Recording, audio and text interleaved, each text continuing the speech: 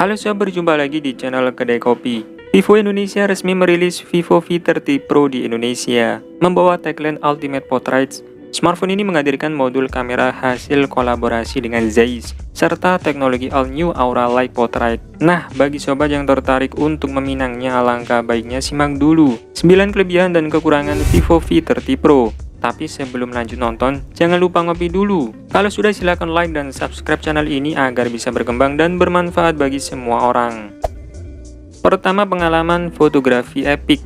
Menandai era baru, Vivo V30 Pro menjadi Vivo V series pertama yang bekerja sama dengan Zeiss pada sistem kamera. Dengan triple kamera 50 megapiksel, smartphone ini membawa kemampuan fotografi ke tingkat baru. Kamera utamanya menggunakan sensor Sony IMX920, kemudian kamera ultrawide-nya menggunakan sensor ISOCELL JN1, sedangkan kamera telefotonya menggunakan sensor Sony IMX816. Hasil racikan dari Zeiss ini membuat hasil jepretan smartphone ini sangat bagus dengan warna yang natural. Di sisi lain, smartphone ini juga dilengkapi lampu Aura Light Portrait yang menawarkan sebaran cahaya 19 kali lebih luas dan pencahayaan 50 kali lebih lembut ketimbang LED flash biasa. Dengan demikian, kamera smartphone ini bisa menghasilkan gambar yang baik meskipun di kondisi gelap. Keunggulan di sektor fotografi tak hanya berlaku untuk kamera belakangnya saja. Smartphone ini juga mempunyai kamera depan beresolusi 50 megapiksel yang dapat melakukan selfie dengan kualitas yang oke. Untuk perekaman video,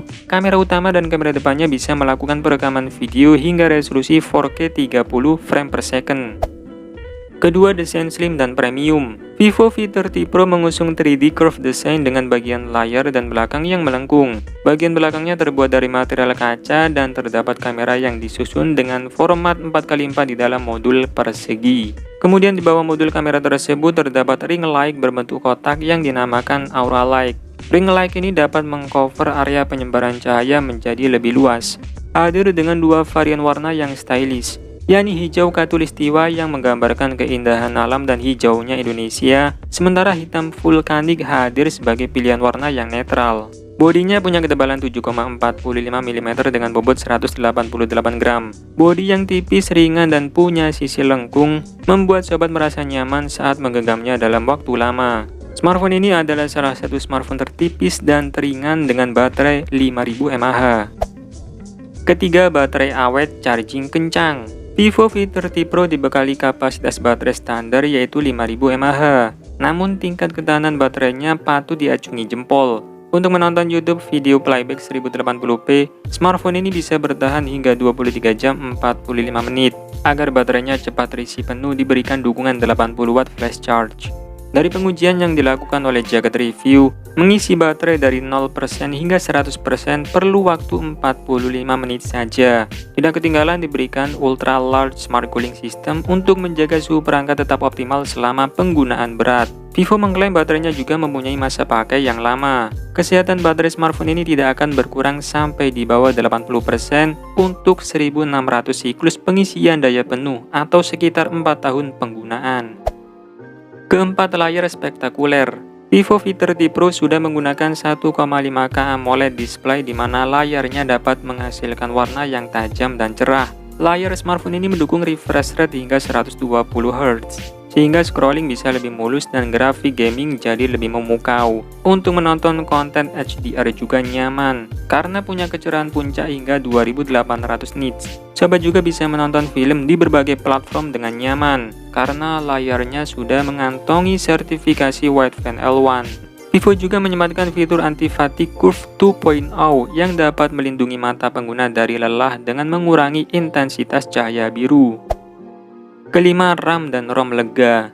Di pasar Indonesia, Vivo V30 Pro hanya menawarkan satu varian RAM dan storage, yaitu 12/512 GB. Memori internalnya sudah menggunakan UFS 3.1 dan RAM-nya menggunakan tipe LPDDR5X. Sobat masih bisa memperluasnya dengan RAM virtual hingga 12 GB. Vivo mengklaim bahwa smartphone ini mampu menyimpan hingga 50.000 foto HD, 8.000 koleksi musik, dan 120 koleksi game. Nah, selain kelebihan-kelebihan tadi, tentunya Vivo V30 Pro juga punya beberapa kekurangan yang perlu sobat perhatikan sebelum membelinya. Apa saja itu? Pertama, speaker masih mono.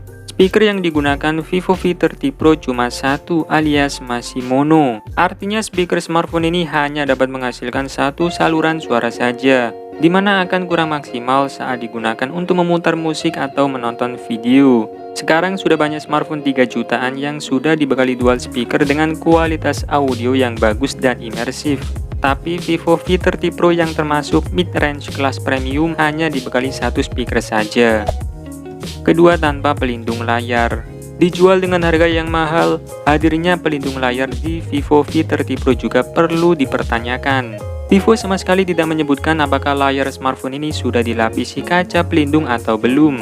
Padahal umumnya, smartphone kelas menengah setidaknya sudah menawarkan lapisan Corning Gorilla Glass 5 atau bahkan sudah membawa teknologi yang lebih mutakhir.